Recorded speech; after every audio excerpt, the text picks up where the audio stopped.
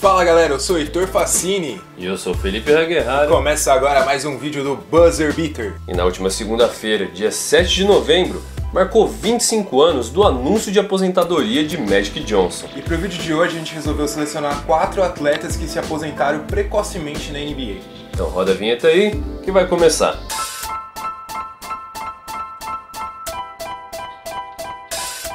It's fun.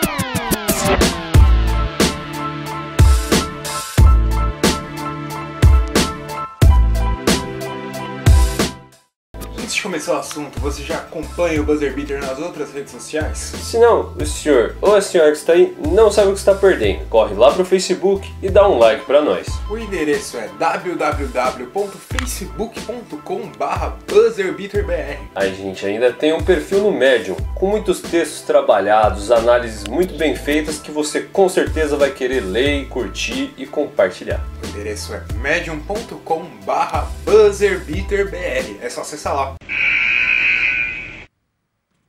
Como a gente falou na chamada do vídeo, a primeira história que a gente vai contar é a história da aposentadoria do Magic Johnson. A história do Magic Johnson é um caso muito emblemático que marcou muito a época na NBA. Teve muita repercussão no meio da mídia, entre os jogadores e entre as celebridades também. Só pra gente lembrar quem foi Magic Johnson e dar um panorama meio que rápido sobre a história do cara. Ele foi 5 vezes campeão da NBA, 3 vezes o jogador mais valioso da liga, 3 vezes o jogador mais valioso das finais. Além disso, vale lembrar que ele era o líder de uma era que o Lakers tinha a alcunha de Showtime. Nos exames físicos antes da temporada 91 e 92, Magic Johnson descobriu que era portador do vírus HIV. E ser portador do HIV pode ocasionar ou não que você tenha AIDS. Posteriormente a esses exames físicos, houve um enorme burburinho na mídia e no meio dos jogadores do que o Magic Johnson faria, o que ele anunciaria numa determinada tarde. Eis que ele entra na sala de conferência, muita gente apreensiva, e ele dá esse anúncio. Aposentadoria para cuidar da saúde dele. Ainda depois desse anúncio, ele sofreu muito preconceito, inclusive por meio dos jogadores. Por exemplo, como Isaiah Thomas, que espalhou que Magic Johnson era gay. Justamente porque naquela época muitas pessoas ainda relacionavam essa visão preconceituosa de que HIV era uma doença para homossexuais. O Magic Johnson assumiu um compromisso público de ser a cara pública na luta contra a AIDS. E mais interessante ainda é questões ainda relacionadas com basquete que aconteceram depois. Em 92, o Magic Johnson foi convocado para compor o Dream Team dos Estados Unidos que jogaria as Olimpíadas aquele ano.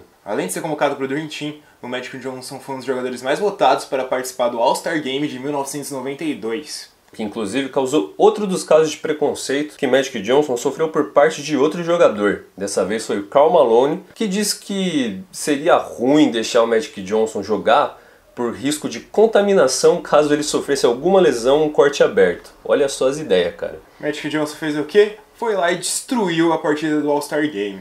Ele levou o West para vencer o jogo e ganhar o título daquele All-Star, e além disso ele foi eleito o MVP daquela partida. Lembrando que ele também matou a bola de 3 da vitória do Oeste. 4 anos se passaram, aí chegou a temporada 95-96. Magic Johnson decidiu que ia fazer um último ato como jogador. Nessa temporada, ele chegou a jogar 32 partidas, fazendo 14,6 pontos, 5,7 rebotes e 6,9 assistências de média. E tudo isso com 36 anos e há 4 anos longe do basquete profissional. O cara era foda ou não era? O segundo cara que a gente vai falar era um jogador extremamente sensacional, só que ficou muito comprometido não apenas só por lesões, mas por problemas extra-quadra. Exatamente. Dessa vez nós falaremos de Gilbert Arenas, um armador agressivo e que também tinha uma qualidade de chute muito boa de longa distância. Pra você ter uma ideia, nas 8 temporadas que ele ficou no Washington Wizards, ele teve médias de 25 pontos por jogo e 10 assistências por jogo, em 8 anos. O cara foi eleito para 3 All-Stars, 3 vezes entrou em algum dos times ideais da liga. Em 2003, foi eleito o jogador que mais evoluiu. Na temporada 2007-2008, no último ano de contrato do Gilbert Arenas com o Washington Wizards, ele sofreu uma lesão e disputou apenas 13 jogos. Pois é, e mesmo com a lesão, ele ainda conseguiu um baita de um contrato. Ele renovou para ganhar 111 milhões de dólares por 6 temporadas. Para você ter uma noção de como esse negócio foi horrível para o Washington Wizards, de 2008 até 2012, que foi o último ano dele que ele disputou na NBA, foram apenas 121 jogos em quadro. O negócio fica mais crítico se analisar o primeiro ano após essa renovação, com 2 jogos apenas disputados. No caso de Arenas, também não foram apenas as lesões que atrapalharam a carreira dele, foram os problemas disciplinares. Dia 24 de dezembro de 2009, foi encontrada uma arma no vestiário pertencente ao Arenas. Em 1 de janeiro de 2010, no ano novo, Gilbert Arenas entrou numa discussão com um jogador chamado Javaris Crittenton sobre dívidas de jogo. Eles acabaram dando alguns disparos no vestiário, o que gerou alguma gigante repercussão. Fez com que no dia 6 de janeiro de 2010, no aniversário de 28 anos de Gilbert Arenas, ele fosse suspenso até o fim das investigações. Baita presente de aniversário.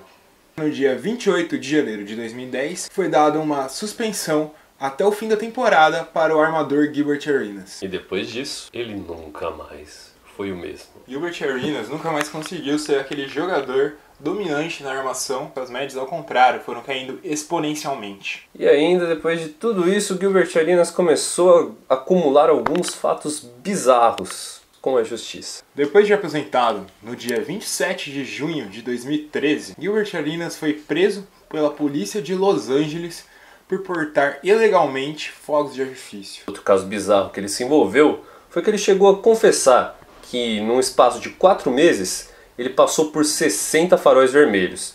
E isso sem nenhum tipo de punição.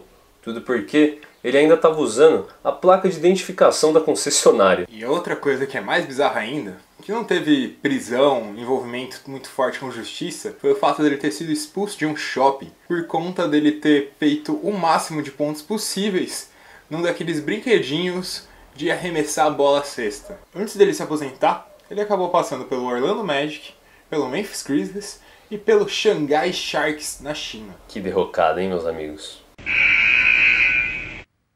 O terceiro cara que a gente vai falar não é um cara tão famoso quanto os outros, mas é um dos maiores jogadores de toda a história do basquete europeu e mundial. Ele é um cara que, se você quiser dar uma olhadinha em alguns vídeos atrás, quando a gente falou de histórias olímpicas, a gente já contou um pouquinho da história dele. É o Dragan Petrovic. Dragan Petrovic, que só para recordar, foi o cara que fez 115 pontos em uma partida. Petrovic fez parte de um timaço da Iugoslávia no final dos anos 80 e começo dos 90. Ele foi prata no Eurobasket de 1987 e foi ouro em 1989 nesse mesmo campeonato. No Mundial da FIBA de basquete, ele conseguiu um bronze em 1986 e um ouro em 1990. Ele ainda também ganhou uma prata nas Olimpíadas de Seul em 1988 e em 1992, já com a Croácia, ele também ganhou uma prata. Na temporada 91-92, já no New Jersey Nets, ele conseguiu fazer 20,6 pontos por jogo e ainda na temporada seguinte, 92-93, ele teve as melhores médias da sua carreira, fazendo 22,3 pontos por jogo. E nessa temporada 92-93,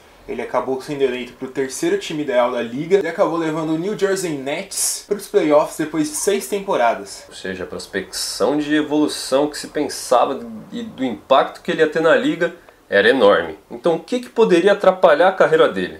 Depois da temporada de 92-93 aconteceu uma tragédia. Voltando de carro para a Croácia, obviamente, não dos Estados Unidos, de carro para a Croácia, porque isso seria muito difícil, ele acabou sofrendo um acidente, junto com a sua namorada que também estava no carro. Infelizmente, aos 27 anos, Dragan Petrovic morreu nesse acidente. Aquele que era considerado até o momento, e por muita gente até hoje, o melhor jogador europeu de basquete da história, acabou falecendo precocemente. E imagina o curto tempo que ele jogou pro tanto que se considera ele. É possível que hoje a gente não estivesse pensando num cara como Nowitzki como principal estrangeiro a já ter jogado na liga. Talvez ele estaria anos-luz atrás de caras como Petrovic. E o último cara que teve a carreira interrompida precocemente que a gente vai falar não é nada mais, nada menos do que o senhor Michael Jordan.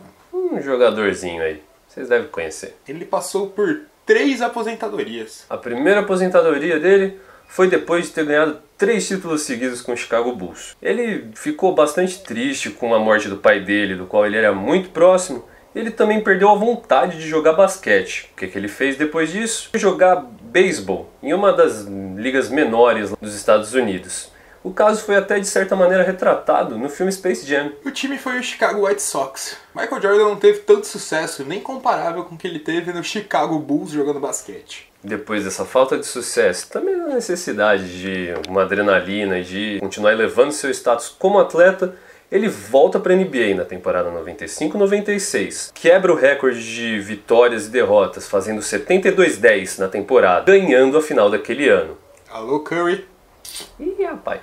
Depois disso ele ainda ganhou mais 2 títulos com o Chicago Bulls. Basicamente foi isso. 3 títulos antes de se aposentar e ir pro beisebol e 3 títulos depois de voltar pro basquete. A segunda aposentadoria veio em 1999, depois do lockout que aconteceu naquele ano. Dessa vez ele decidiu não voltar com o basquete e virou o presidente do Washington Wizards. Wizards, pelo visto, muito presente na vida de quem interrompe a carreira precocemente. Que draga, hein? Mas isso não durou tanto tempo de novo. Em 2001, na temporada 2001-2002, ele decidiu voltar às quadras, dessa vez pelo mesmo Washington Wizards, no alto dos seus 38 anos. Um aspecto legal dessa terceira volta do Michael Jordan foi que ele doou seu salário durante essa temporada que ele jogou para as vítimas do 11 de setembro, bastante nobre. E aí depois, posteriormente, ele foi se aposentar pela terceira e finalmente última vez em 2003. E aí, gostou do conteúdo do vídeo? Comenta aí sua opinião sobre esses 4 jogadores que interromperam as carreiras precocemente. E não se esqueça também de se inscrever no nosso canal e também compartilhar para os parceiros, para dar aquela moral e ajudar o canal a crescer. Falou, galera, é nóis!